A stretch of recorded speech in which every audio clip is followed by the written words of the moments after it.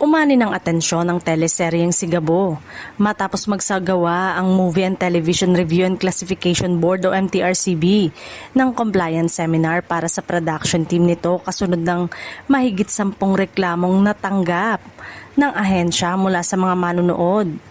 Layunin ng seminar na talakayin ang pagsunod sa mga umiiral na pamantayan ng MTRCB upang matiyak na naaayon ang nilalaman ng serye sa itinakdang gabay para sa telebisyon.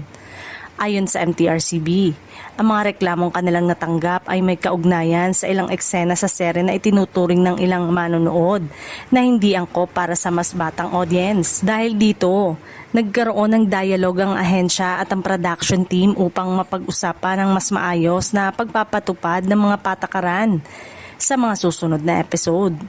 May ilan ding nananawagan sa MTRCB na suriin ang iba pang primetime television series na may kahalintulad na tema. Dumalo sa compliance seminar ang mga kinatawan ng CCM Film Production, ang production company sa likod ng Sigabo. Pinangungunahan ng serye ni Coco Martin bilang writer, director at pangunahing bida habang tampok din ng kanyang real life at on-screen partner na si Julia Montes.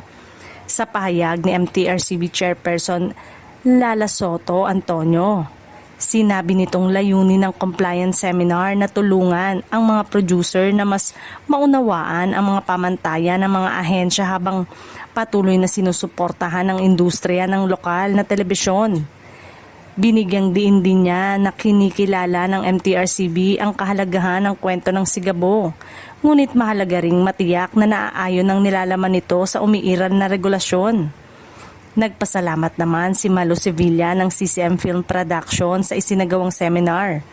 Ayon sa kanya, naging mahalagang pagkakataon ito upang magkaroon ng mas malinaw na pag-unawaan ang magkabilang panig.